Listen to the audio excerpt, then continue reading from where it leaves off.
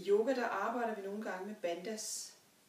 Bandha betyder lås, og vi arbejder især med 3 låse, nemlig Mula Bandha, rødlåsen, hvor man spænder op i sin bækkenbund, Uddiyana Bandha, mavelåsen, hvor man suger maven ind og op, og Jalandhara Bandha, som er hagelås eller halslås, hvor man bøjer hovedet forover og løfter brystbenet op mod hagen.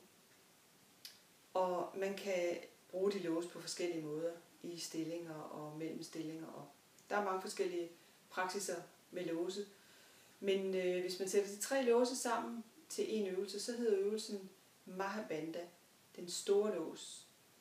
Og den øvelse, den er egnet, inden man skal meditere, som en slags hjælp ind i meditation.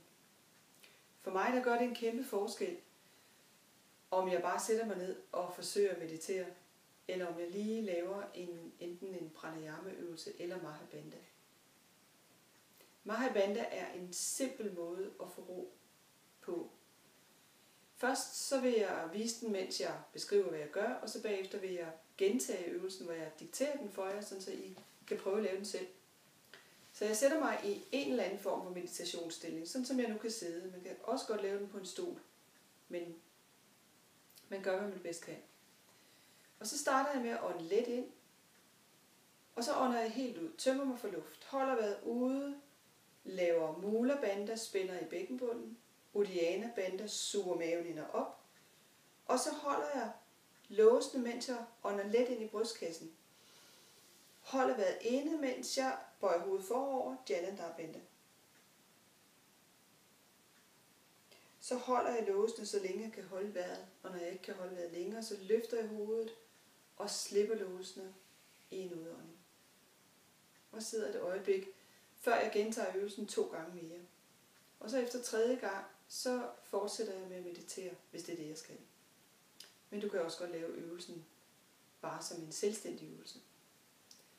Så du kan prøve nu at sætte dig godt til rette, og starte med at tage en let indånding. Og så ånder du helt ud, tømmer dig helt for luft og holder vejret ude. Og så spænder du godt op i bækkenbunden. Holder den spænding, suger maven ind og op. Holder også den spænding. Holder begge låse, mens du ånder let ind i brystet og bøjer hovedet forover. Ligesom føler du retter ryggen, selvom du bøjer hovedet forover. Og så holder du alle 3 låse, så længe du kan holde vejret. Og før det bliver for anstrengende, så løfter du hovedet, og så ånder du roligt ud, slipper i maven, slipper i bækkenbunden. Sidder et øjeblik med lukkede øjne, helt rank. Og så kan du gentage øvelsen en gang mere, og så til sidst blive siddende med lukkede øjne og meditere. God fornøjelse med Mahabandha, den store lås.